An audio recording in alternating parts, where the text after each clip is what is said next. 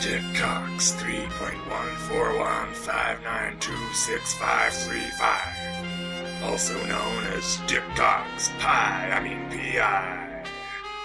Episode 5, Helpful Herbert. After talking to the mayor, I headed back to my office downtown and got myself a glass of hooch. There was something strange about this case. There was some little detail I was missing. It was like a little kid playing hide-and-seek with me. Difficult to find, and I just couldn't put my finger on it. A cool light streamed into my office through the Venetian blinds, like cheese through a cheese grater. Damn it, I gotta stop making these cheesy metaphors. In a city as senseless as Typicalopolis, though, metaphors are the only way you can think. You gotta think outside the box, or you'll end up inside one, 6 feet under. It was time for a cigar. I opened my case and took out my favorite brand. It was long, thick, and very dark. The company that made these cigars was called BMW, but I could never figure out why.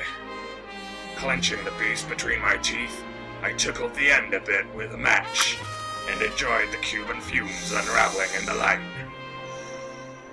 Venetian blinds. If I remembered correctly, Vermicelli Cannelloni was originally from Venice. It started out as a gondolier, but when that went down, it branched out into cutting down trees, using the wood to repair bridges in Venice. In the end, that fell through, so he became a firefighter, got fired, became a postman, got the sack, and ended up joining the mafia. When he got a local girl knocked up, he fled to Typicalopolis and joined a monastery to escape the nappy changing. Unfortunately, life as a monk just wasn't exciting enough, and old habits die hard, so he found himself becoming the local mob boss. Fast forward 2 decades, and what have you got? Well, a broken cassette tape, but also his now grown-up daughter Femme Fatale coming across from home in Venice to join him. That father-daughter partnership was unstoppable, until last week when Femme was kidnapped. The only lead I had was a taxi driver with a generic bumper sticker. I was as stumped as an amputated lumberjack, so I decided to call in my assistant. He was an old English butler who'd been down on his luck in Typicalopolis. I found him locked in the freezer of a large manor house during one of my investigations, took one look at the bullet dents in his tray, and hired him on the spot. He was a bit deaf, but could be really useful in solving cases. Over the years, he'd surprised me more than once with a sudden insertion of his penetrating insight. The thrust of his argument could be hard to grasp, but once you'd got it, you were certainly on the path to a satisfying conclusion, no matter how complex the case was. Hello, Richard. You called? I hated it when he used my full name. His voice was plummier than a canned fruit salad, and somehow it just took all the effect out of it. No. Oh, right you are. I'll bugger off then. Tally here. No, Herbert. I'm only pulling your leg. Ooh, yes, please. Anyway, I wondered if you could help me with a case. Oh, yes, a case, is it? What kind? Port?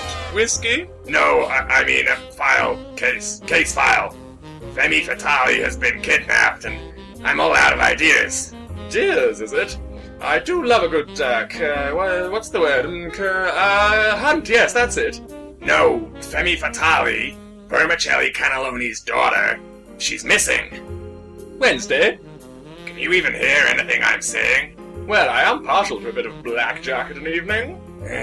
Herbert, I think you're a senile old buffoon. Well, nice of you to say so. Anyway, back to this Femme Fatale case. It's a frightful trifle frightening, I say. What's your lead? A taxi driver, with a bumper sticker saying, "Honk if you're horny." Oh, I say, that's a bit forward, isn't it? No, they put it on the back bumper. I used to be a bit of a back bumper myself, but... You got any ideas for finding her? As a matter of fact, I do, Richard. I think we should take a leaf out of Pythagoras' book and look at triangles. Now, what's a famous triangle? Bermuda. Exactly. And what goes missing in Bermuda? Ships and, planes. And who uses a plane? A carpenter. Quite so. And who do we know that used to be a carpenter? Jesus. No, cross that one off the list. A carpenter who's a bit closer to home. That noisy schmuck outside? No. Vermicelli cannelloni, of course. And what does cannelloni sound like? Kinda lonely. Right again. And what sort of person is often kind of lonely? A wolf? Yes.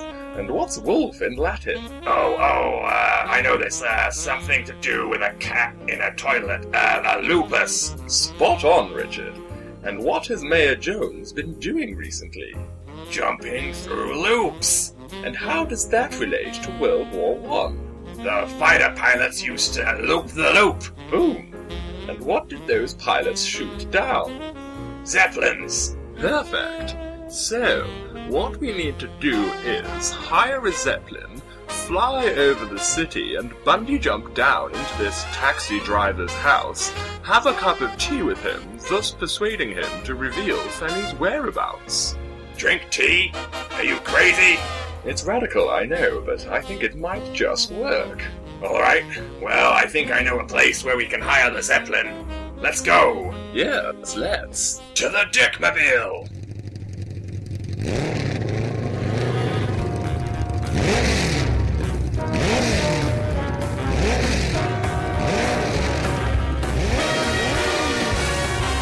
Cruising down the streets in the Dickmobile. It's really fast and it's got 4 wheels. The most midnight ride you've ever seen. Shining up front with that purple sheen.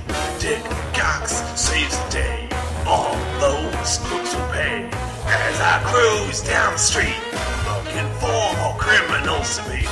Just a man in a coat and hat, but the Dickmobile knocks him flat. Private investigator, I'm like an alligator. I think in metaphors, 'cause my name is Dick Cox P.I.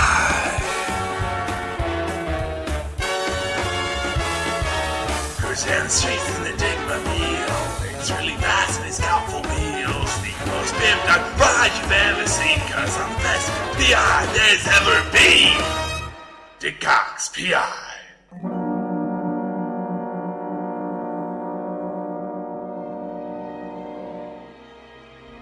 We pulled up at him and Hertler's Zeppelin Emporium.